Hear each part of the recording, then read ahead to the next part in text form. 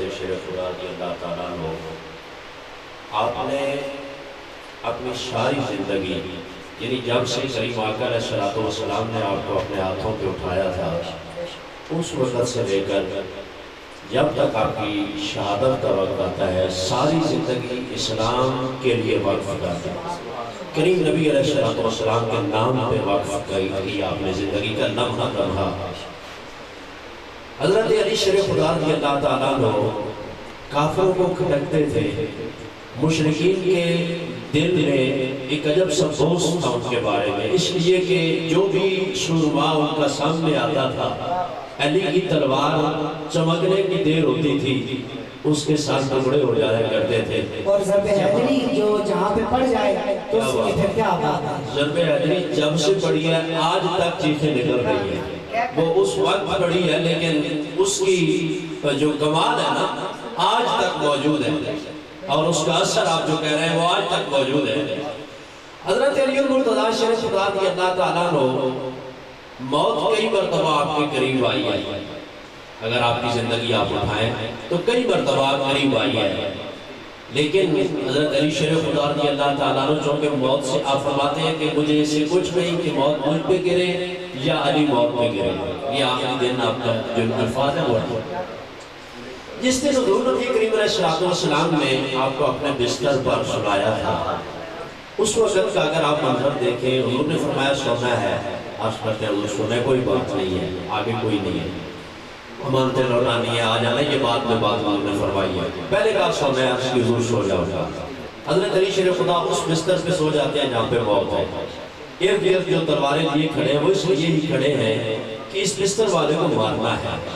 اب یہ منظر ادھر ہے، ایک منظر میں اور اس کے پس منظر میں آپ کو سنانا چاہوں گا کہ یہ کمال کا منظر ادھر ہے، علی بستر پہ سوئے ہوئے ہیں،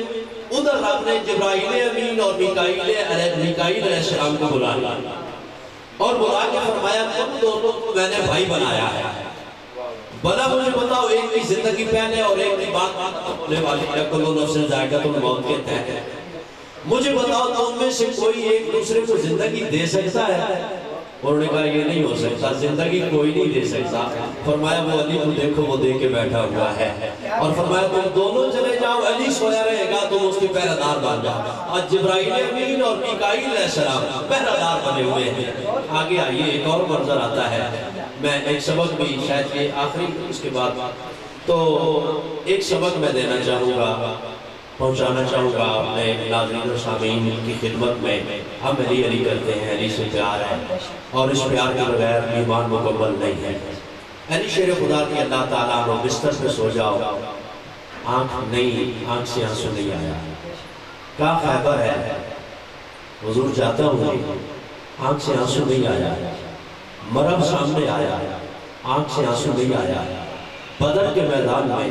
آنکھ سے آنسو نہیں آیا، احد کا میدان ہے، کفار شارے ہیں اور لپٹ لپٹ کے حملہ کر رہے ہیں، علی کی آنکھ سے آنسو نہیں آیا۔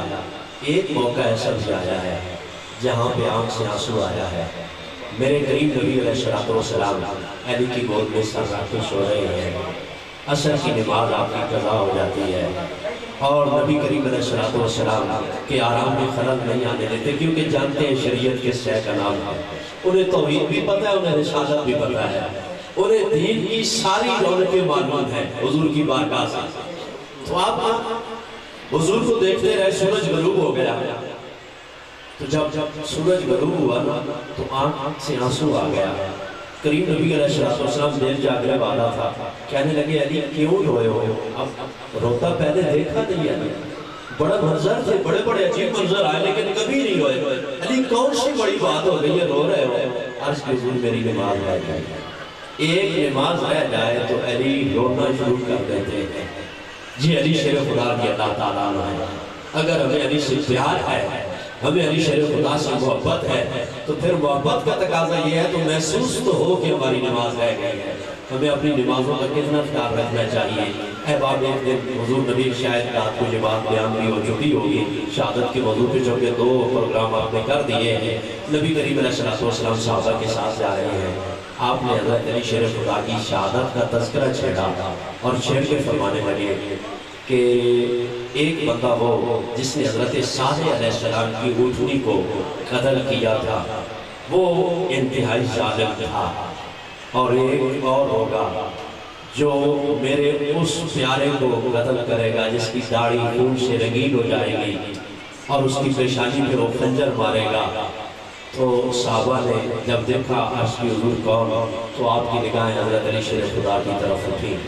صحابہ نے کہا حضور علی ہیں، فرمایا ہاں علی ہیں۔ پھر وہ جو عبدالرحمن بن ملجم جب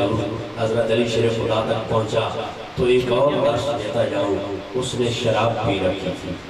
شراب کے نشے میں دودھ تھا، اور شراب پی کے حضرت علی شیر خدا کو قتل کرنے کے لیے آیا۔ جب اس نے خنجر مارا تو وہ شرابی تھا۔ تو میں ہاتھ جوڑ کے عرض کروں گا، علی کی صف میں کھڑا ہونے والے کبھی دیکھ کہیں اس صف میں نہ آ جائے جس صف میں ابن ملجم کھڑا تھا، جس نے شراب پی رکھی تھی، اور شراب پی کے علی شیر خدا کا، علی شیر خدا کا قاتل شرابی ہے۔ یہی لفظ اگر ہمارے ذہن میں آ جائے تو ہم اپنی زندگیاں بدل سکتے ہیں۔ اس نے آپ کو خنجر مارا، حضرت علی شیر خدا زخمی ہو گئے، آپ اسے بھی لے کے اور علی شیر خدا کو لے کے آپ کے گھر جب پہنچتے ہیں تو آپ نے کیا کمال کی صفا اس گھرانے پہ قربان جائیں۔ گھرانہ ہی کمال کا ہے،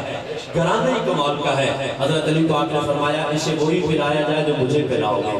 اسے وہی کھلایا جائے جو مجھے کھلاؤ گے۔ یہ کائنات میں ایک علی کا ہی حوصلہ ہے، یہ علی شیر خدا ہی کر سکتے ہیں۔ اور آپ نے حضرت امام حسن پاک رضی اللہ تعالیٰ عنہ آپ سے پوچھا، حسن بیٹے جی آقا، فرمایا یہ میری داڑھی دیکھو یہ ساری سرخ ہو گئی ہے خون سے۔ عرض کی جی بابا جی یہ ساری سرخ ہو گئی ہے۔ فرمایا کریم آقا نے کہا تھا داڑھی سرخ ہو جائے گی، خنجر لگے گا، اور جو بندہ شہید ہوگا وہ کامیاب زندگی گزار کے جائے گا۔ حسن سے جو مبارک ہو میں کامیاب زندگی گزار کے جا رہا ہوں۔ یہ حضور کی زبان پہ مان ہے، یہ حضور کی زبان پہ آپ کو کمال کا مان ہے۔ احباب جی وقار، علی دقت میں قبولیت ہے، علی عبادت دی جان بن گئے، علی زمانوں دی سے بزیدت، علی شرافت دی شان بن گئے، علی دی سمتے تبادہ نکتہ، علی دی کھلرے قرآن بن گئے، علی دا منکر خدا دا میری، خدا دا میری شیطان۔